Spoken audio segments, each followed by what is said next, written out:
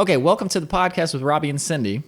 Today we're going to be talking about specifically energy, but before we do that, let's talk about the quarantine. Obviously, everybody's trying not to get infected or infect other people.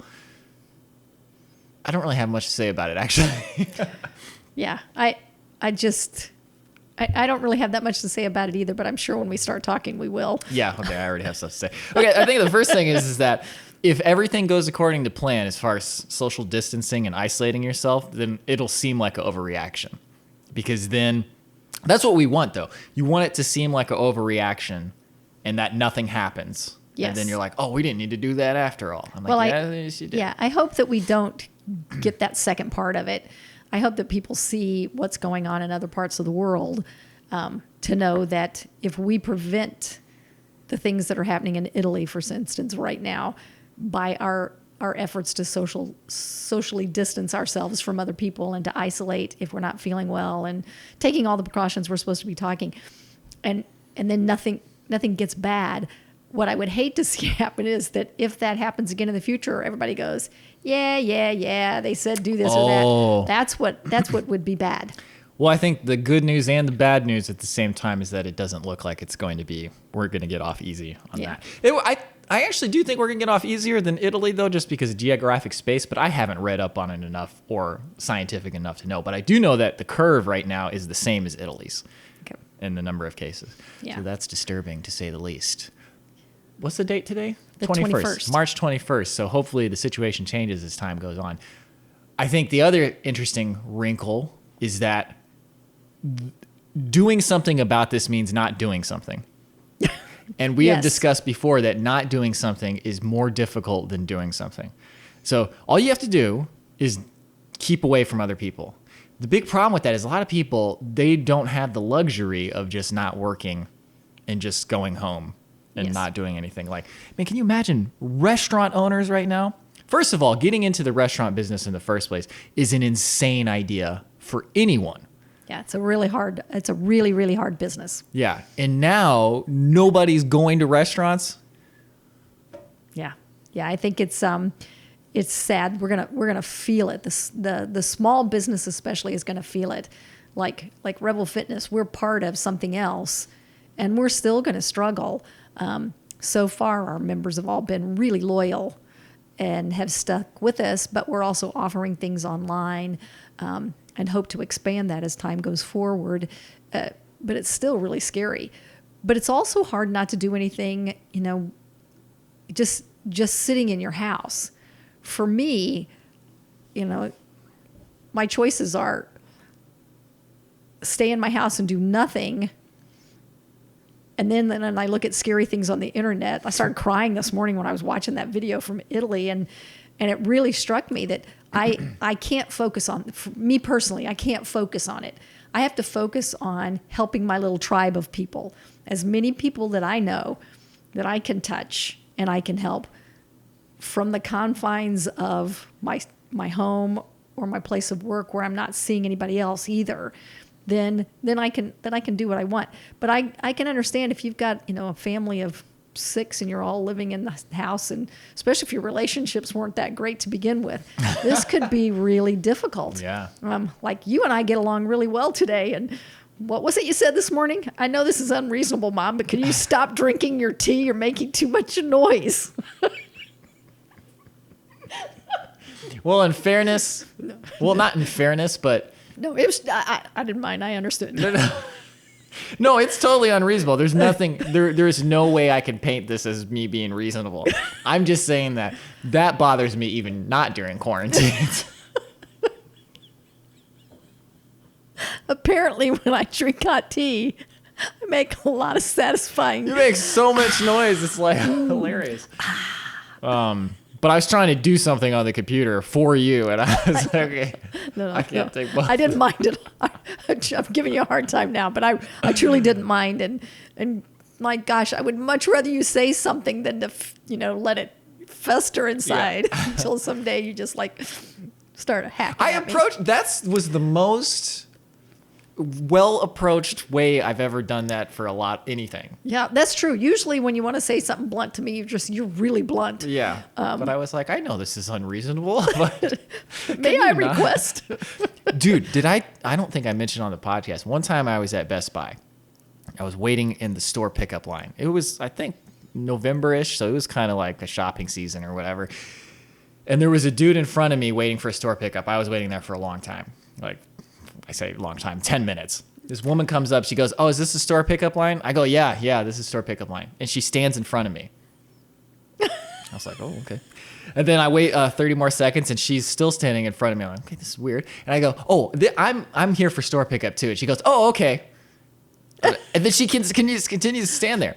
The next dude leaves, and then she starts to go up to the store pickup line. I was like, oh, man, I can't let this go. I can't let this go. But while I was standing there, I was like, I know how to handle this. Because I don't care. Like, I could wait another 10 minutes. It's just that she didn't realize what was happening, and I need that to be acknowledged. If you're going to cut me in line, like I've cut somebody in line and I didn't even acknowledge it. That's a story I've told a million times. Yeah, you've told that story lots of times. Okay. And you felt bad about it. Yeah. Maybe that's why. Okay, anyway. She cuts me in line. She's about to go up to the store pickup line, and she still has not acknowledged anything. And I was like, yes, I figured it out. I cracked the code. I go up to her and I go, oh, excuse me, ma'am. I was in line ahead of you. But if you're in a hurry, you're welcome to go ahead. And she goes, oh, actually, yeah, I am. And I let her go. And then after she goes, oh, thank you for letting me go first. I was like, no problem. I was like, holy cow, dude, I figured it out. You're an adult now. How exciting. No. Yes, I'm an adult. But who does that? Yeah. Nobody's figured that out yet. Like, I need to write a book about it. Very immature. Yes, you should. Yeah, because it'll be like, oh, can you believe they cut me in line? You can't cut me in line. It was like, and I understand that impulse. That impulse is there. But I finally cracked it. I was like, yeah. Well, I think that is, we have so much social niceties that when you break them, people don't even know how to handle it when somebody breaks it. And instead you just like, that idiot didn't know the social nicety. Like, there's a line for a reason. It's like the Seinfeld episode where George is talking about the pigeons. He's like, we're living in a society. No, wait, I'm mixing two different quotes. The George quote I'm thinking of is he had the deal with the pigeons. Is like, we leave them alone, they leave us alone. And the pigeons weren't flying away. It's like, we got a deal. The we had a society one's a different one. Oh, okay. Or we're living in a society is a different one where somebody broke some social nicety. It's like, we're living in a society, Yeah, got it. Okay. Anyway, so as far as this whole coronavirus and what we're doing, I don't think it's too much to ask. I got on board really, really quickly as far as following the rules, but it took me a while to stop fussing about it. And I didn't fuss with to a lot of people, but my close friends, and I probably did with you quite a bit. I just think we're probably overreacting. I think it's a flu, blah blah blah. But I'll do it because I'm a good rule follower.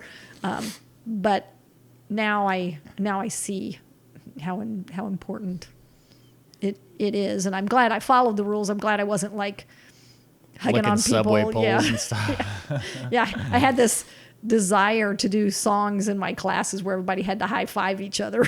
I didn't. Oh, because then you would have been Rudy Gobert. There's an NBA player who was like, he did a press conference and he was like, it's nothing. And then as he was leaving the press conference, he ran back and then touched all the microphones just as a joke. And then he tested positive for the virus like a day or two later. And they're like, all right, NBA's done. Everybody's shutting the season down. Is that how that happened? Yeah. Oh, I didn't know that. Yeah, there was like a game where they were waiting on the results. The game was about to start.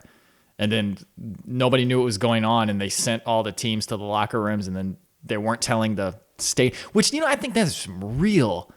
Like I could go off on a long tangent about the class divides and all that stuff, but the fact that they told the teams first what was happening and sent them to the locker rooms, and then just the stands were just waiting. The whole 20,000, 30,000 people were just sitting there waiting, and they didn't tell them what was going on. And then they just announced that the game has been canceled. You're not in any danger. Please leave the building. And it's like, okay, so all that time while They were all breathing on each other. Yeah, and these touching very each other. expensive, well-paid NBA players are just like, they're whisked off immediately and told what's going on. And everybody in the stand, oh, I'm just a dumb stand attendee and I don't know anything and I'm getting the virus and they're fine. That's like, I hate that. Anyway. Yeah, I hate that too. But, okay. So, anything else on the coronavirus? No. Yeah. Just, I think the big difficulty is that you got to not do something. Yeah. So just do your best to not go out in public and don't hoard stuff, man. There's plenty of food. Nobody hoarded. Yeah. Nobody need to hoard. All the transportation, the shipping is still happening. Everything's still working. Everything's still happening. Like the essential people, the people who keep the country running, they still have to work and they're still working. And thank God for them. Yeah. You know, man, it's like, I can go on a big tangent about that too, is that the people who should be getting paid the most are getting paid the least. And it's just ridiculous. And the big problem is that people can be brainwashed into thinking and to voting for people who will not make that happen. They will continue to make the rich people keep getting paid and the poor people who are actually doing the real hard work not getting paid. It's like people who are making money off of money, people like me who are making entertainment for people, like we should be the first ones to die. Okay. Maybe not entertainers. Okay. Maybe entertainers, you know, but like bankers and stuff, people making money off of money. Like, no offense to any bankers out there, but is your job essential? Like, unless you're taking that money and immediately feeding it back into businesses like venture capital and stuff like that, but not venture capital to make other rich people rich. Venture capital make. Okay. Just so you can calm down a little, there are efforts out there to get money to small businesses and to individuals who are in need. Yeah. Let's not forget that. And I don't want to make this political because, man, that could get really ugly. And I was actually just speaking in generalities. I wasn't okay. speaking in the coronavirus in Okay. specific anymore, but yeah, go on. Okay. Anyway, my feeling about the whole situation is that it's a really good learning lesson for us, you know, a teaching moment basically for everyone on how to handle themselves when you live in a world that has almost 2 billion people. And, you know, to learn how to wait, 2 billion? Well, that's 1.6 billion. No, 6 point. I was thinking one country. Sorry. Oh, okay. Yeah. 6 billion people. I think it's like a 7 or 8 now. Maybe it is. I don't know. It's a lot of people. Yeah. And the lessons we can learn from this, like I've learned a lot. I still don't like to get my information from the internet. So I let you filter it. I get it from you and from some of my friends and family, and then go check it out once someone has given me something that makes sort of sense. But I will take it more seriously the next time, in that, like, I'm already following the rules, but I will say less than I said this time. And in the meantime, if everybody would look out for their circle of people, like if your friends in your family can't work and don't have money and don't have food, it behooves us to take care of our own tribes. You can't help everybody in the world, but you can help your little tribe, and that's what I plan to do. Well, that's a good closer right there. I was just thinking, before we get on to the main topic of energy and the problem with, energy. We'll get into that in a second. But I was just thinking about how sure we are of things. Like even the things that I feel like I'm sure of, it's kind of like that monkey's paw thing where it's like, you know what the monkey's paw thing is, where you're careful what you wish for. Oh yeah. Like you may think one thing is the solution, but there might be a whole bunch of problems that you haven't seen. There's some things that I'm pretty sure about. But I don't think it helps anybody when you're real adamant about something and you don't know what you're talking about, or you're adamant about something without any empirical evidence to back it up. Yeah. Yeah, I think on other podcasts, we have talked about sometimes the greatest obstacle to learning something new is what you already know. because it puts a filter in front of you. Well, I know this, I know this, I know this, and it doesn't jive with this new piece of information. So that must be wrong. Right. That's exactly what I did. I read just enough on the CDC that it said, unless you're, really old or have some immune compromised situation, it's like a mild flu. And that's what it said. It even still has that in one spot right now. But the fact of the matter is that doesn't mean some people who are not in those categories won't get it. But I couldn't see it. I was like, okay, well, I might, especially where I work with older people, I might be around somebody who's immune compromised. And I definitely am around people who are older. So I will be really careful because of that. But until like yesterday or the day before, I don't think I thought for a moment that if I got it, I wouldn't handle it really well. Like that I might have problems, but it was that filter of the stuff I already knew. So the words that I was hearing, that's what came into my mind. It's a flu. Well, I've had the flu, and I'm fine. So any new information, if you're filtering it only through what you already know, you'll be resistant to the new stuff. So keeping your mind open, I think, is the big part of it. And not just about viruses and stuff, but just in general, when you talk with someone else who has a different opinion than you, being able to receive that information without judging it through that filter before it even has a chance to sink in is really, I think, the way we ought to be doing things. And I don't think we do enough of that. I know I try. That's one of the things I try really hard to do. Sometimes I don't. Obviously, in this situation, I didn't. Okay, cool. Okay, well, we just had to get it out because it'd be like, you can't just talk. Yeah, with the big elephant on the table. Yeah. Okay, but what I wanted to talk about is, how there's so many simple things that you can do. Okay, example, if people want to get started exercising. Okay, how can I get started exercising? You can exercise for 5 minutes a day. Just a measly 5 minutes. How come that is such a hard thing to do? And my big hypothesis, and it might be upgraded to a theory, just off my life experience, is that people don't have enough energy. And usually, I'm going to say usually, just from my own life experience and what I've seen of other people, it's lack of sleep. And maybe it's not even so much lack of sleep, it's lack of a sleep rhythm to where you're going to bed at the same time every night.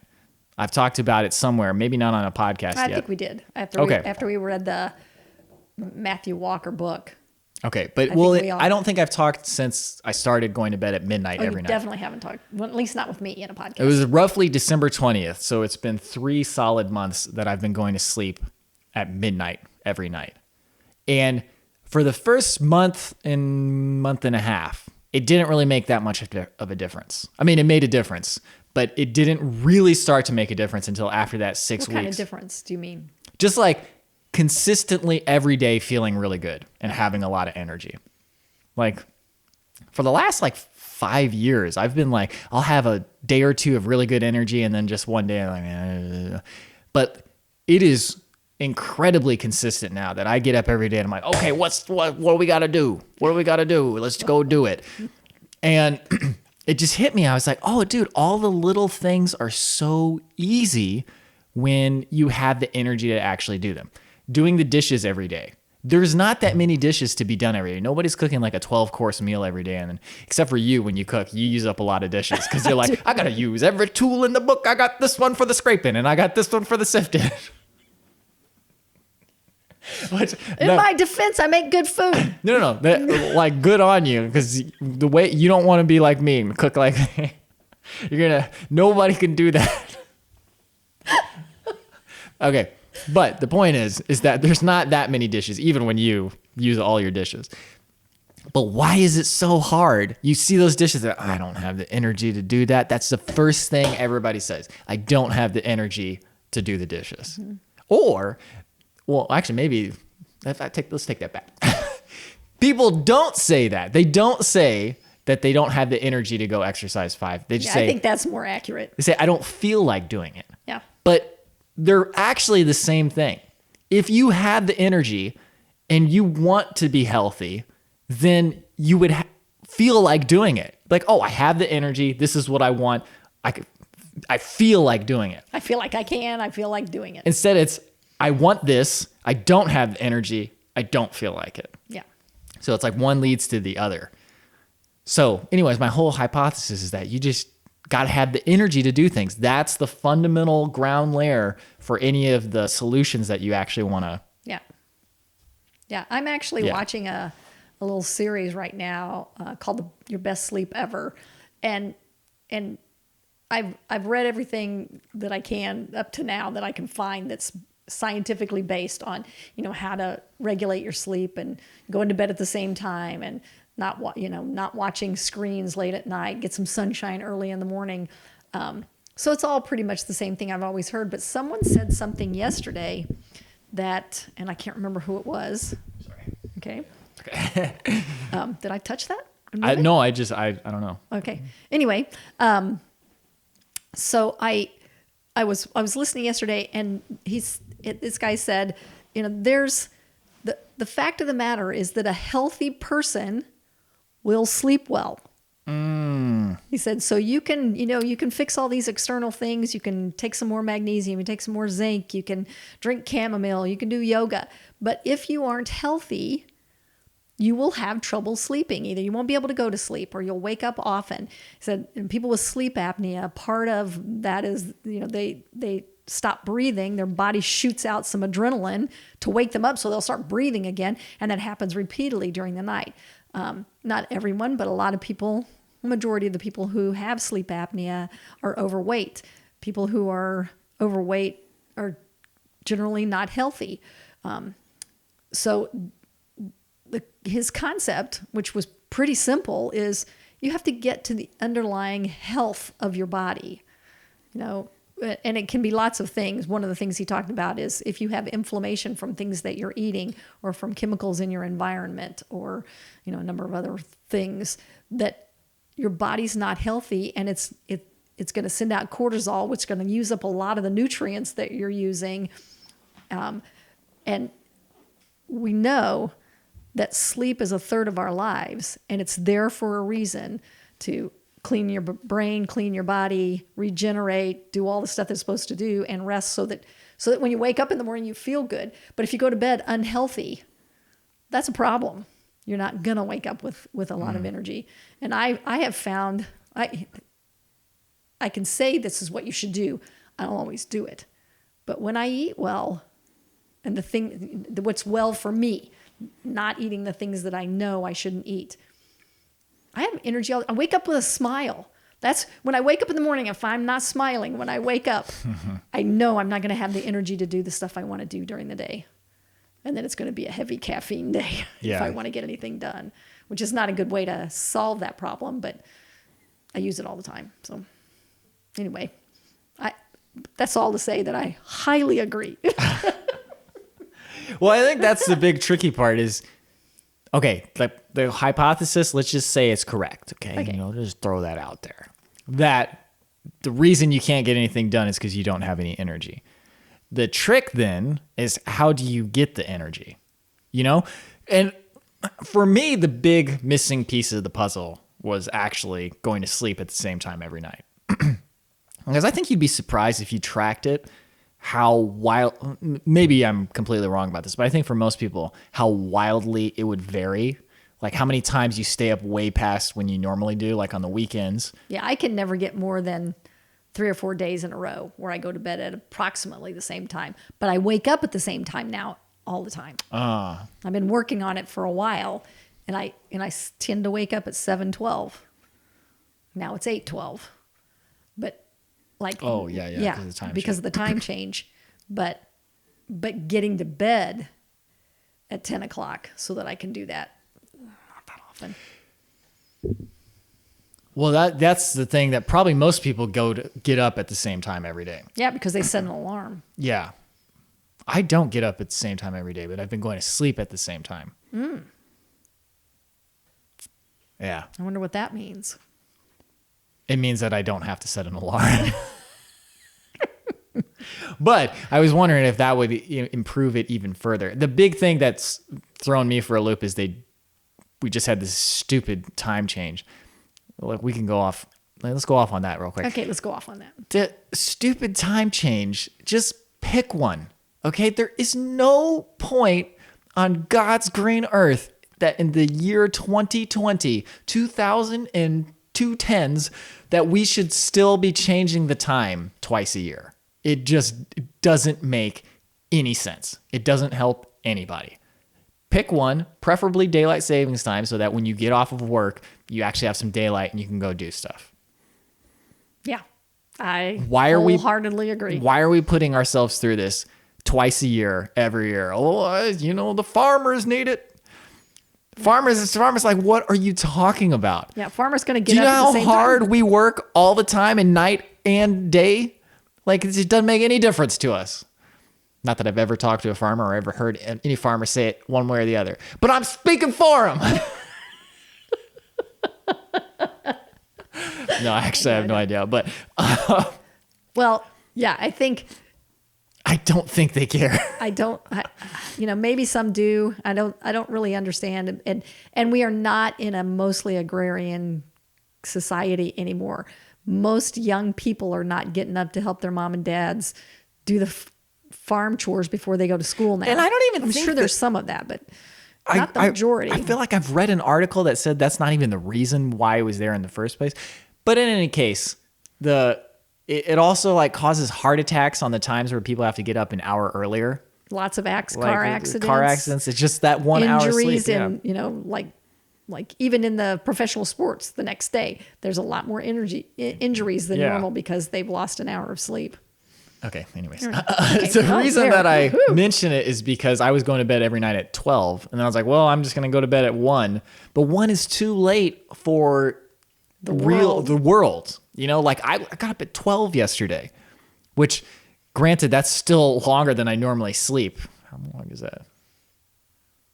It's 11 hours. Well, I was in bed for 11 hours, but I was kind of probably playing on the iPad at some point. In any case, that's not normal. But even let's say I get up at 10, because I'm in bed for 9 hours. Like, I don't care. I'm so like, forget it. I'll go poor. I'll go without food, but I'm staying in bed for 9 hours. Anyway, so if I go to bed at 1, I get up at 10. And then just by the time I'm even started, it's noon. By the time I've showered and everything. So that's not enough time to actually do stuff in the day. But anyways, moving my sleep back an hour back to midnight, that's really hard. Yeah, especially since you've worked for 3 months to get it settled at midnight. So my brain is so attuned to that it has but that's actually a good sign too. Because that means if you train yourself, your brain will produce the right chemicals at the right time and get you to sleep every night. Yeah, which apparently the research says that's true.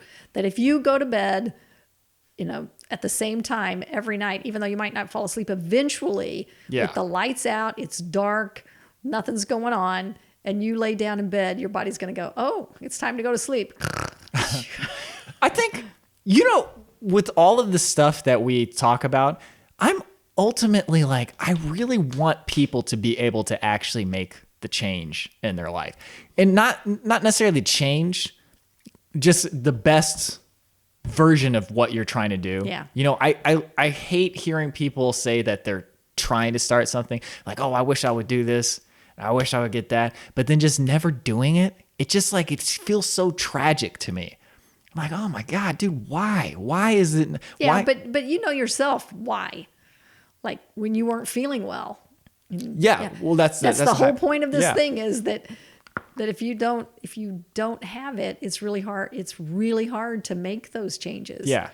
And we are such an instant gratification kind of time in the world that you don't realize that every change is going to take time. Just over time, things will get better if you are making any kind of movement forward.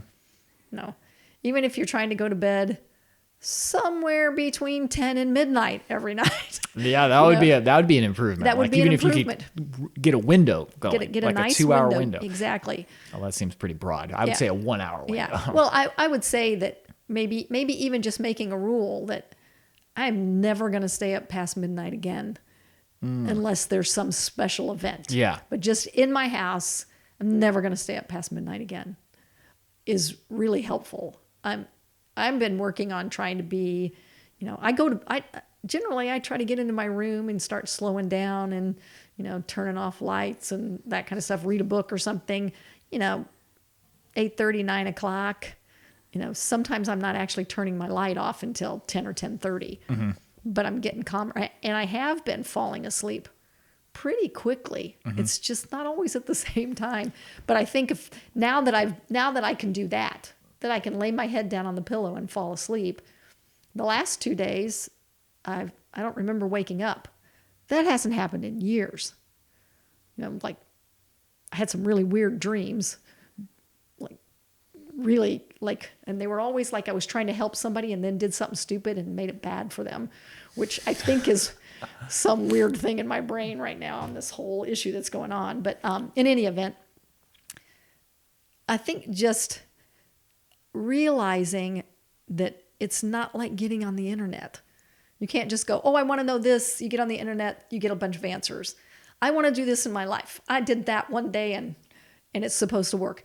That isn't how human bodies work. Yeah. Yeah. And that I think is the hardest thing for everybody, no matter what kind of health thing that you're trying to do. And frankly, as we said a little earlier, if your health is not good, it's hard to fix anything else. You can't fix your sleep because it's integrally involved in your health. You can't fix, your procrastination on doing your housework or whatever else it is that you need to do.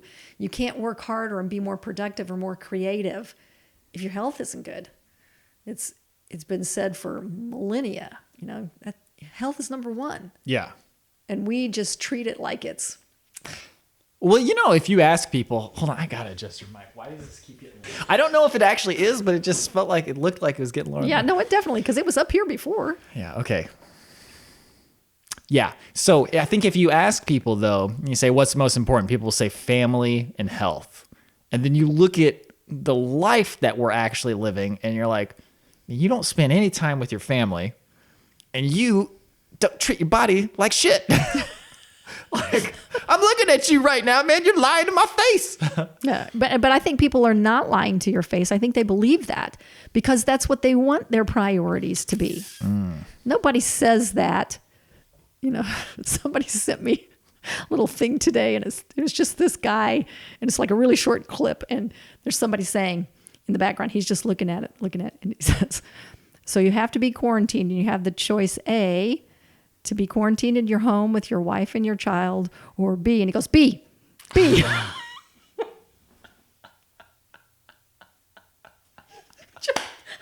thought it was quite humorous. But other than that guy, I think most people, when they say my biggest priority in life is my family, and if push came to shove and there were an emergency and they had to make a decision, of course it would be their family. Nobody's lying about that. And like right now, we're learning how important your health is to you because everybody says, it's really important to me to be healthy and I'm going to make that change next week. Now they have to decide, is my health important enough to me to follow these rules that we need to follow right now? And I think there are probably people who would say, yeah, no, that's not. So then it's not true that their health is their most important thing. But most of us, I think it's true. It's just back to the first thing you said. If you don't feel well enough, you won't. It's a vicious circle. Somewhere or another line, you got to stick a spoke in the wheels. Yeah, I think it's got to get stopped. That's where the real free will comes in, is recognizing that you are not going to be able to make any change or make any improvement off of willpower. Willpower will get you. Willpower is the spoke in the wheel, the stick that you're going to stick in that wheel. Okay. But then once the bicycle stops, you got to fix the wheel. Okay. Figure out what's wrong with the wheel. Because if you just keep sticking the stick in the wheel, eventually the bicycle is going to throw the stick away and eat a box of Oreos. You know? It's like the dam will break eventually, and then the willpower is just gone. So that's the basic thing, is that you got to find a way to realize that you've got to get your base layer ready, which is your base layer is just the energy to do stuff. Mm-hmm. Get that going, and then you can make the other changes. Yeah. And let's make it clear here. We're not talking about people who have, some underlying illness that needs to have some other kind of treatment. We're not saying, oh, it's your fault that you don't have the energy to do stuff. And I'm not even saying it's anybody's fault that they don't have the energy to do stuff if they don't have that. But there certainly are things that you can prioritize in your life. The kind of food that you eat, the kind of rest that you get, the kind of thoughts that you feed your brain. I am convinced, and I think there's scientific evidence out there that, what you feed your brain soul-wise, affects your health. And so if you are constantly in fear or anger, that contributes as well. And I don't know which came first, the chicken or the egg, but you can't be in a good mood and not be thinking bad things and feeding yourself, from the internet, from Reddit or whatever, if you don't feel well. But you certainly getting on Reddit and reading some of the stuff that's on there has never made anyone feel better. Yeah. No, it's not. It never helps you. It never helps you lift your spirits. Never. Well, I shouldn't say that never. I mean, they have stuff on there that does. But you could go to like the dog pictures and stuff. Yeah. Those are great. Yeah. But I'm talking, you know what I'm saying. Yeah. And I'll just make a disclaimer. I've never been on Reddit. I have no idea what's on there, but I hear you and other people talking about it. And it has never come across as a wonderful thing to go to make. It's pretty downlifting. Yeah. It's not uplifting. Down pushing. I mean, it's very addictive and very fun to use because it's just constantly one hit of new information over and over. And it's been filtered by a community. Just be like, oh, this is the most interesting thing. Mm-hmm. So you get lots of interesting stuff. But, oh, man, there was such a good point I was going to talk about. Crap, what was it? I don't remember. I can't help. Okay, well, okay. Anyways, we'll close out the energy thing, and then I'm going to remember what that topic was. But basically, for me, the big solution to the energy problem was sleep. That was the big one that I was missing because I was going to sleep too late, getting up too early. Do you want to talk about your exercise program too? Oh, I could talk about that too, is that you do not need that much exercise. I am naturally, well, that's tough to say now. Because I was going to say I'm naturally geared towards being in shape, but I don't think that's true. I think I'm naturally geared towards moving all the time and exercising a lot. Yeah, you've been active since before you were born. Yeah, so that is what keeps me in shape, but I don't think you need as much as you might think you need. I do roughly 28 minutes of exercise every day, 3 miles run. And it's a fairly intense run, but I'll stop. Like I'll run really hard and then I'll just stop, take a break, and then I'll run really hard or I'll run medium. But it's not that much time to go from flab to fab. Okay, I'm going to just break in there and say, you have never in your life been on the flab. No, I was. I didn't take a picture or video of it, but sometime late last year when I started running again, I was looking at my stomach and I was like, oh my God, there's flab here. There was honest to goodness flab. Really? Yeah, it wasn't that much of it, but it was there. And I was like, holy cow, dude, eating donuts for an entire winter and not exercising at all. I actually can eventually develop flab. It only took 6 weeks to change it back. So maybe I don't think your results will be as fast as 6 weeks, but I do think it doesn't take that much because I wasn't even doing daily exercise. I have a chart and I probably did 20 days out of 30 of exercise. Yeah. You also come home and do weights or not weights or push-ups or sit-ups. No? No. I hear you in there grunting all the time. Today was the first time I did it in weeks. Really? Yeah. Well, I'm checking your vlog. I have this desire to be a weightlifter and everything, and like, oh, I'm gonna get little weights and I'm gonna boom and pump. But I can never stick with that one. Oh. And that's a good question. See, that one is not a lack of energy. That is just the intense dislike of it. But see, well, then that could answer the dishes too. Yeah, well, I'm thinking about it now because I'm like, maybe I'm trying to set myself up for too much. Maybe it is a lack of skill and energy because I can't push up that much and I can't do that many weights. So instead, I set these goals that are probably too high for my actual ability level. Oh, yeah. Maybe you need to slow it down. Yeah, maybe I just build that over time. Let's go with the smaller goal, because earlier I was talking about anybody should be able to do 5 minutes of exercise a day, right? Even if it's just a walk. But it's hard to stick with that every day for some reason, and it's a lack of energy. So maybe it's the same sort of deal. It's a lack of skill and ability, and I'm trying to do too much. Yeah. Yeah. And I do think like depending on the kind of exercise you do determines how long you have to exercise. Like a walk for 28 minutes a day is not going to give you the health benefits of running pretty intensely and stopping and running really intensely. You know, that's a high intensity interval training that you're doing. Whereas walking for 28 minutes a day will be helpful. Walking 10 minutes a day will be helpful, but it won't make that kind of dramatic change like you've had. Yeah. So we shouldn't leave the impression that everybody has to do high intensity interval training to be healthy, but you do need to push yourself further than what you are now. That's what it is. Yeah. You do have to. I think that's another thing in general, just in life. There is going to be things that you don't like doing. There is never going to be a point where everything is just, oh, I enjoy everything. No, of course not. I kind of hate writing music sometimes. No. I kind of hate writing music all the time. All the time. I was going to say, no, you hate writing music for the first hour of writing music, and then you get over the hump. Yeah. You know, like you get a runner's high from you got a rider's high. You got to push past that. Yeah. I've seen your vlogs. Yeah. So that's a whole nother. I think what the best piece of exercise advice I ever got, and I think it's true, is wherever you're at now, you need to intensify that a little bit.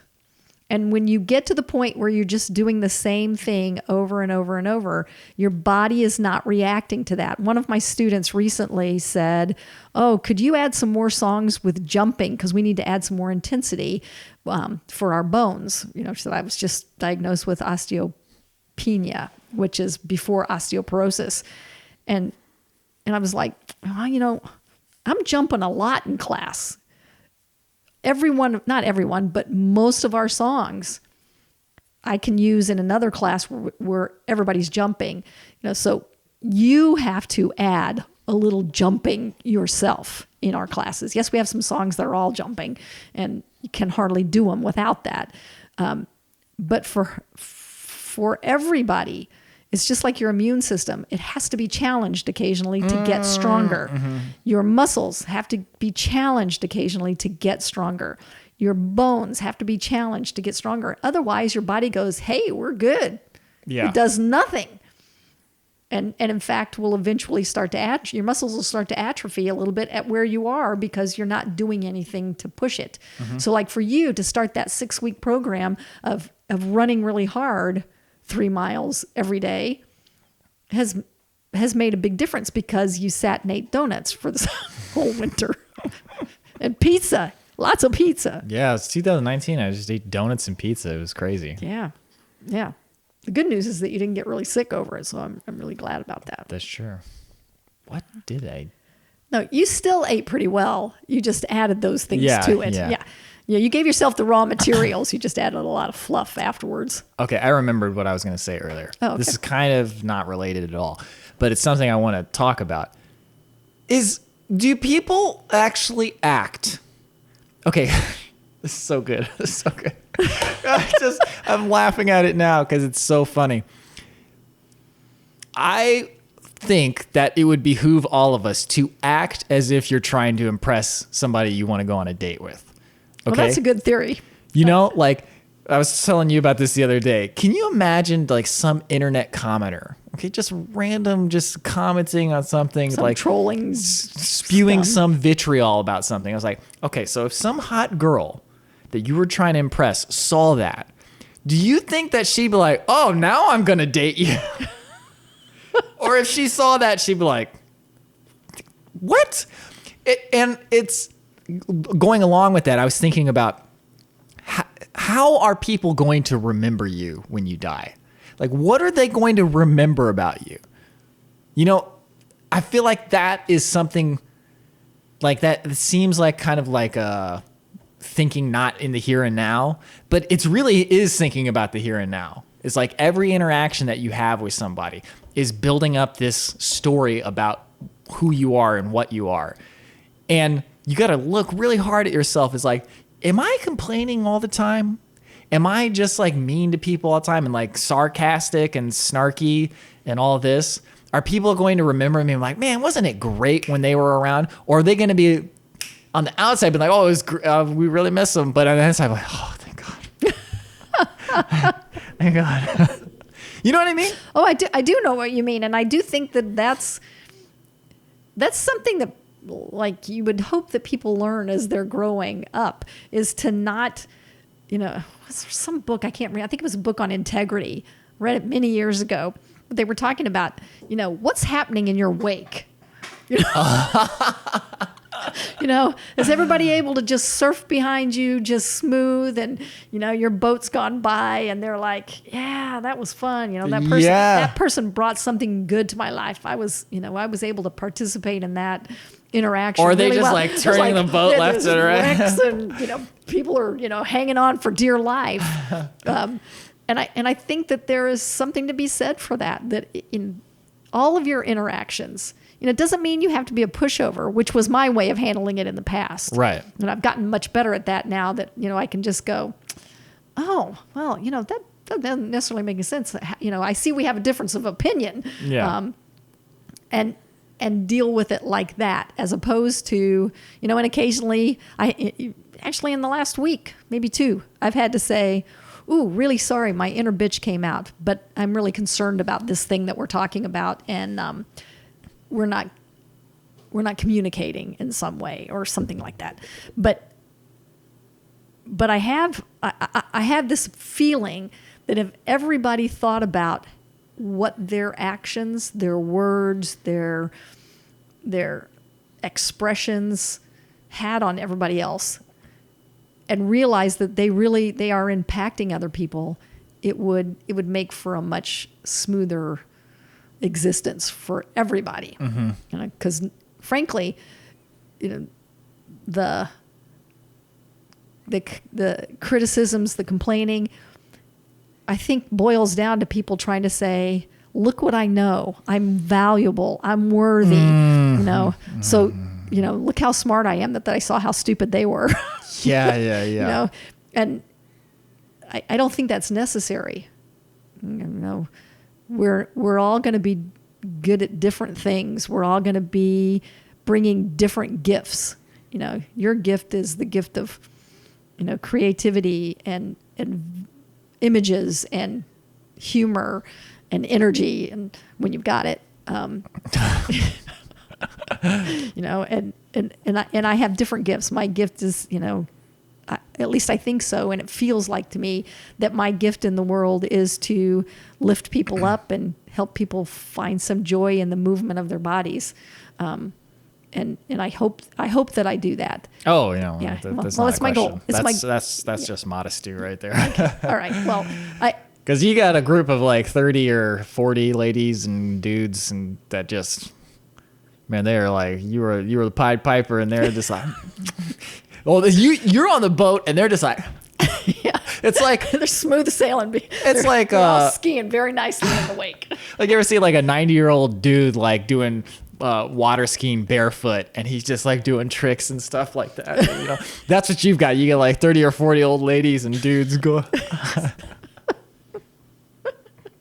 Well, Well, the good news is that they give me so much energy back that it's definitely a reciprocal kind of thing, which is one of the reasons that I don't know who all is going to see this, but I must give a huge, huge shout out to you that all of this ability to stream our classes and make them, usable for our people and easy for our people, from the teachers to our members, is all down to your gift to the world. And I want to say thank you. Oh, well, no problem. I'm getting lots of thank yous that I haven't passed on yet, but I will. Okay.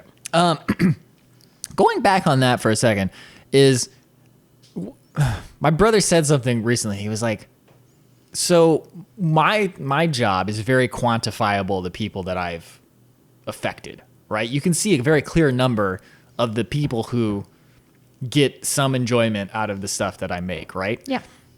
But very few people get that feedback in their jobs or their contributions. Oh man, that is true. Like, so is there, I don't think I have a good advice for this, but like, what do people who don't have a quantifiable, like, you can see it. There's 30 people or however many people, there's a bunch of people that you have at your studio who come there and they live for that. Yeah. Okay. And that is a very clear contribution. You can feel good about doing that. You're like, okay, I'm contributing. Bam. For other people who like work in an office, for instance, and they have no idea who they're helping or not. Like this cable right here. Okay. Try not to unplug it. This cable, how many people has this touched?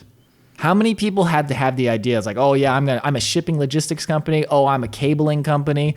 Oh, I'm a heat sealing company. Oh, I make the thing. Oh, I do printing for Radio Shack. How many people have made this possible right now? They will never, ever, ever know. It won't break. Okay. Who they're helping. So they don't have that nice feedback of like, oh, I'm doing something good for people and I can feel good about that. Yeah. Yeah. It's like the people who are working in, the food industry and who are making canned beans so we can all hoard over this thing. and they go home every day and no one's thanking them. Yeah. They're just no one's sending them a like. Yeah. Like, yeah. Actually, that is one thing that I've tried to, I don't think I've ever really done it, but I'm definitely like rethinking the whole thing if I have done it.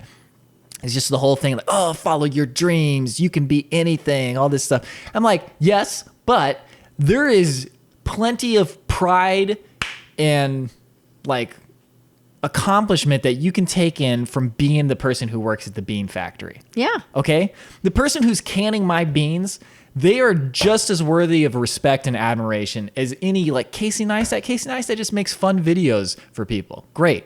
Okay? But he's an adult child. Okay, I am an adult child running around my house like a fool. Okay? That doesn't mean that somebody who works at the canned bean factory doesn't deserve just as much admiration. Just think how hard your life would be right now if somebody wasn't making those canned beans. Man. Like you have limited cooking skills. I'm like 50% black bean. Like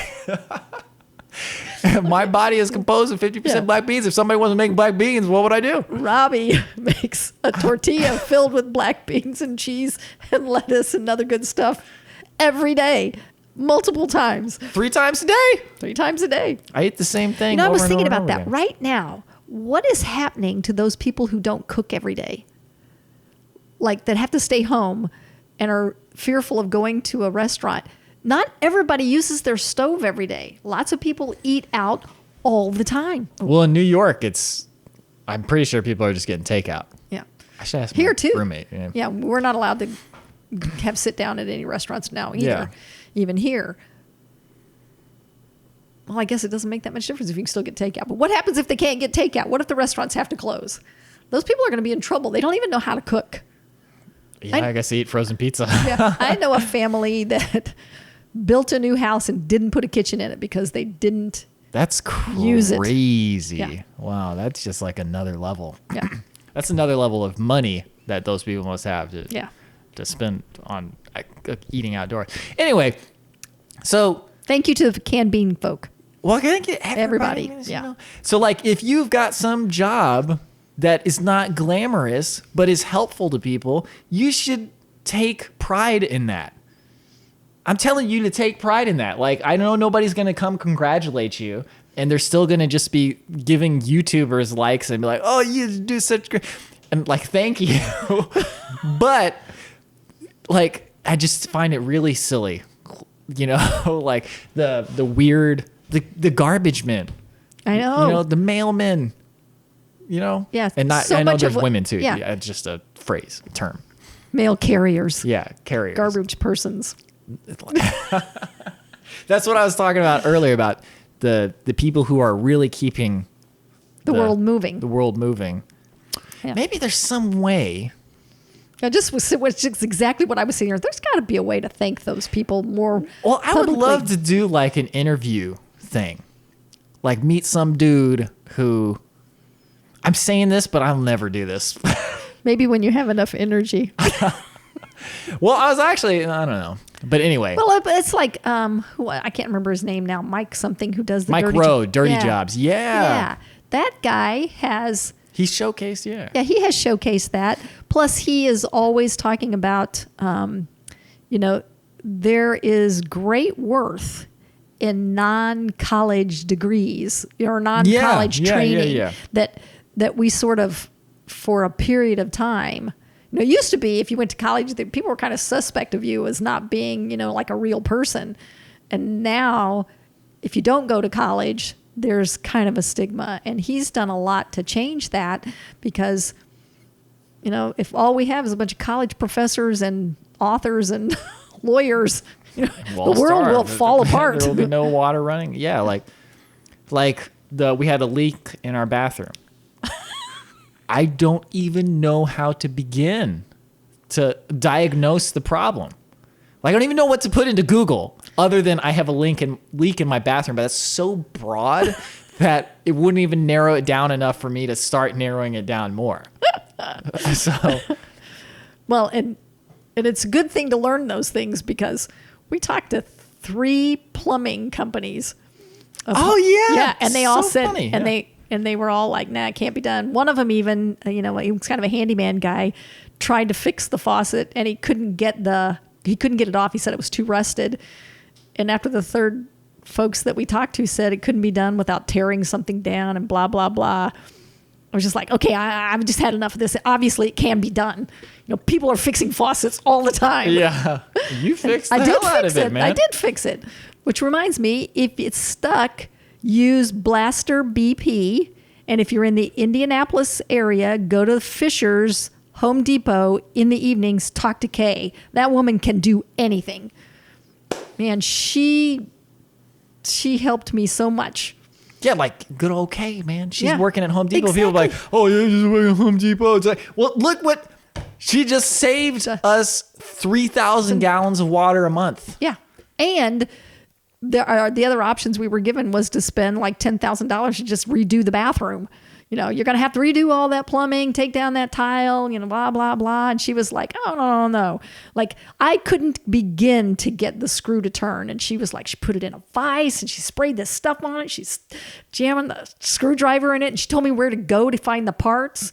And then I went to this parts place. It was a really old thing. And 2 guys were helping. We were looking in all these books. And then finally, some other guy came in and he looks at it and he goes, oh, I think that's Indiana brass. Go look at that. And then suddenly we had the part and I came home and fixed it. It was amazing. That is amazing. Like, and it's just because those guys take pride in their work. Yeah. And do their thing. They're not trying to be, a movie star. Yeah, They're not on Facebook or, or YouTube or anything trying to, showcase what they do. They just stay there and work hard every day. Yeah. Yeah. Wonderful. Yeah, it's fantastic, man. It's fantastic.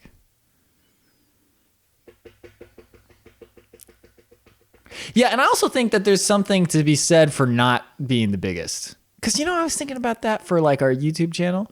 Our YouTube channel is quite as big as I want it because it's not completely secure. If we got to the point where it's completely secure and we could all be like, okay, we're good to go. But we're close. But if we were just like, oh, I just think about there's monkey's paws things where, oh, you have 2 million subscribers. Well, then you don't have a relationship with your viewers anymore. You have a relationship with the audience. You know, I wouldn't be able to. As a thing. Yeah, I wouldn't be able to call out specific people. I've met specific people. So it's this cancerous growth idea of, oh, I'm going to be the biggest and I'm going to have 20 chains and I'm going to have In-N-Out burgers. Okay. They specifically have not grown as a company, and they are very slow growing because they only do it when they can get the restaurant where their restaurant is. They have the distribution centers to where they don't have to freeze anything. So like if they can set up a new location and actually still have the distribution centers get all the food to them fresh every day, then they'll open a new one. They haven't changed their menu in like 40 years because they like what their menu is, and the simplicity is part of it. So this cancerous growth of, oh, I got to be the biggest, I got to be the best, I got to be the most recognized, I got to be, gotta get you more Pokemon. It's just not necessary. No, it isn't. Okay. Well, and it's not realistic. Everybody can't be the biggest. That too. Like Yeah, Fight like- Club, that was the opening thesis of that movie. Is like, we've all been lied to that everybody can be a rock star. No. Some people can be rock stars, and they're very, very lucky. There's many people just as talented as them who will never be rock stars. Exactly. And well, like for Rebel Fitness, as soon as we opened and it was so popular, the first thing people started saying was, when are you going to open a branch? I'm like, it's us. This is where we are. That's all there is to it. Yeah. You know, there's no magic to this. It's the personalities. It's the people we're attracting. It's the community we're growing. And, you know, like for your YouTube channel, for Adventure Archives, you guys could be really big, really fast if you wanted to do something different than what you're doing. Right. Yeah. I mean, we have the video skills and more or less the knowledge of how to do certain, like if we did gear reviews, man, come on, man, we could have tons. Who wants to watch it? Apparently a lot of people do. Yeah, that's true. But it just doesn't interest me. Yeah. But then it would be something, it would be not being true to myself, and that, you know. Yeah. Why get really good at something that you don't want to do? Yeah. That would be horrible. Yeah. Like your life would be sucked up by something you don't want to spend time doing. Yeah. It's kind of the whole romantic thing. We've talked about this before. Trying to date a hot girl and then you're just contorting yourself to, I'm good. Yeah. Or even not a hot girl, but when you meet someone and then you pretend to be something you're not, and they fall in love with that. Yeah. And then find out who you really are later. They're like, well. Then they see your YouTube comments. You hit all the YouTube comments, and then they see Yeah. Or vice versa. You meet someone and you think this person is perfect for me. And then once you're in that relationship, then you find out that they weren't like what they were, you know, like somebody who's like dances with you all the time. And then suddenly you become a couple and they're like, well, I don't really like to dance. You're like, well, what? What the hell, dude? What do you mean you don't like to dance? That's what attracted me to you in the first place. You know, or if I pretended like I didn't like to dance, and then suddenly after we became a couple, I'd be like, oh God, we got to go dancing. And they're like, I didn't know you like to dance. Yeah. You know, you got to be true to yourself, or else you'll be doing something you don't want to do. And the worst thing that could happen then is that you become really big at it. Then you have no time to be then you. You're stuck in it. Yeah. You know? Yeah. Yeah. You end up doing stuff that's not fulfilling, you know, and not everybody can make a living doing what they love. Yeah. But it doesn't mean that they can't do what they love. You know, I'm trying to think like the guy in the bean factory. He can be proud of his work, and he can go home at night, leave that there, and go, you know, ride motorcycles or make birdhouses or whatever makes him happy. You know, we all should have the right to do that. On some sense, though, I get it, though, in that, like, even any success that I've had, I've often felt like, oh, am I doing enough?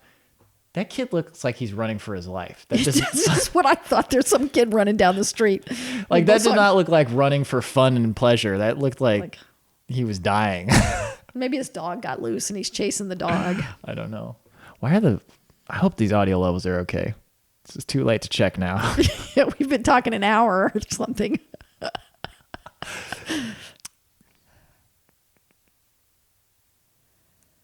What was I saying? Oh yeah, I understand the feeling of like not being satisfied. Like, oh man, am I doing enough? Like that happened to me like a month ago, man. Like my channel was like, why do we not have 100,000 yet? I got to be doing something.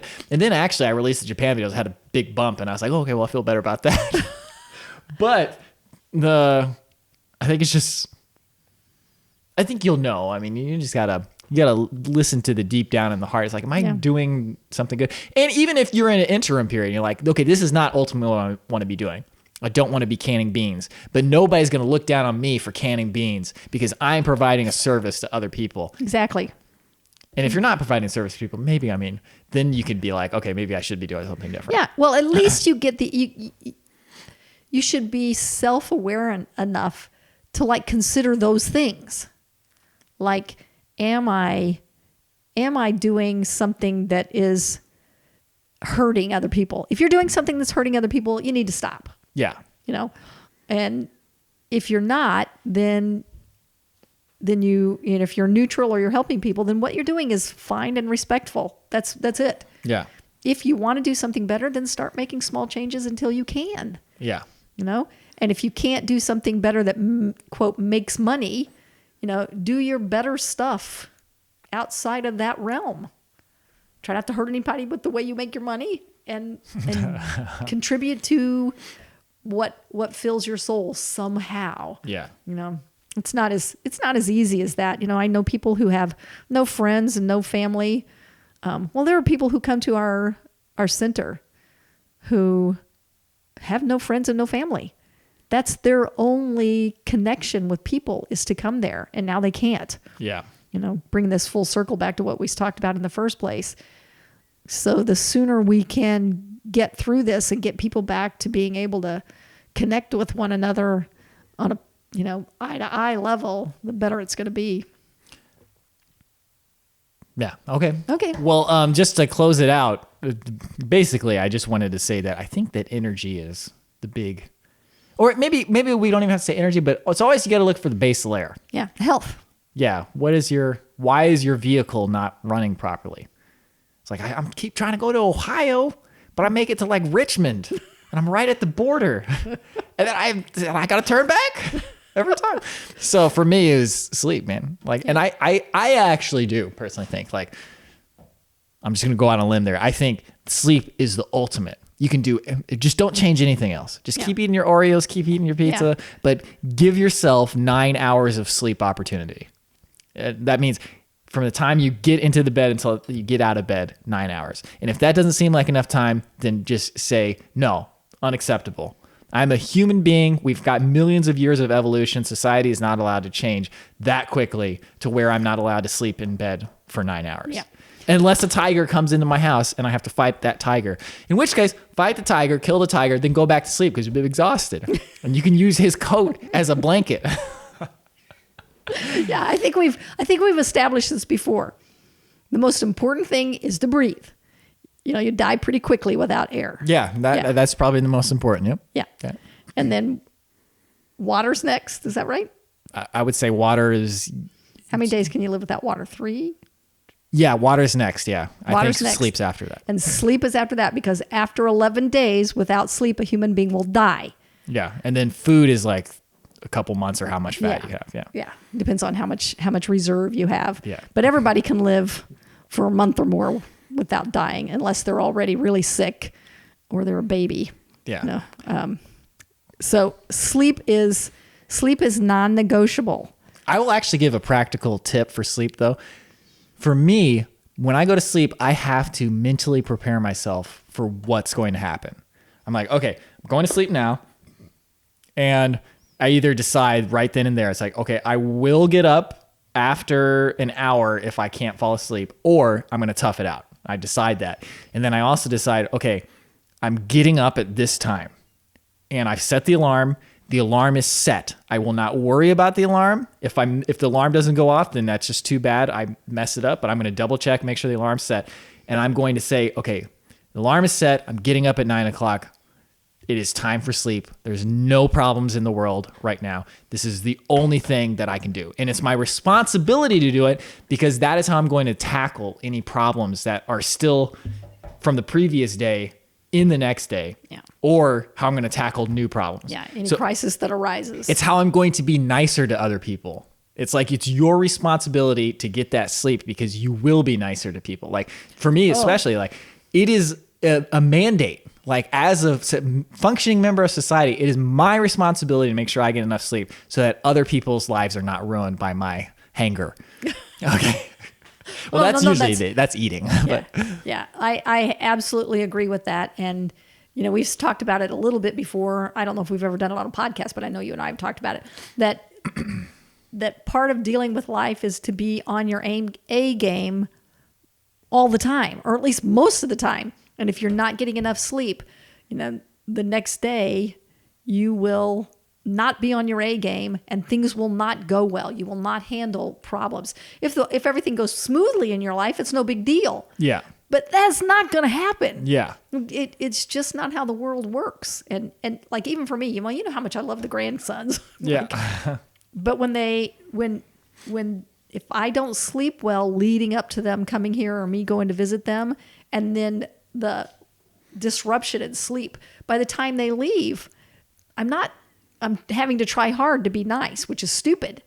If I sleep really well and eat really well leading up to the day that they get there, man, I can go 4 or 5 days with them, you know, kicking me during the night and waking up and all that stuff.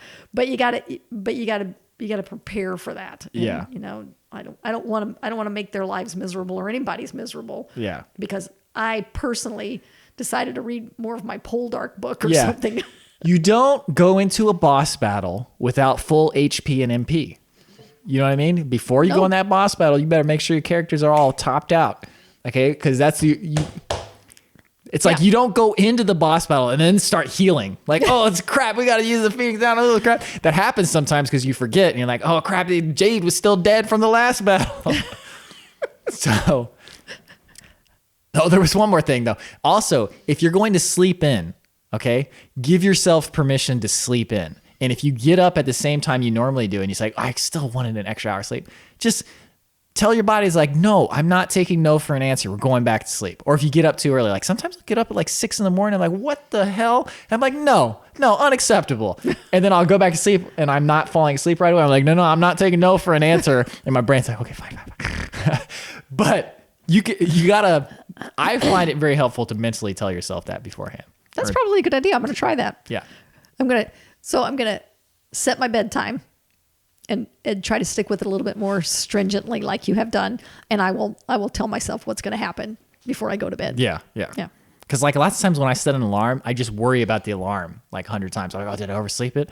Like just for the hour before I wake up, I'm constantly thinking, oh, why hasn't the alarm gone off? So I've been trying to train myself. I haven't had to use an alarm in a while.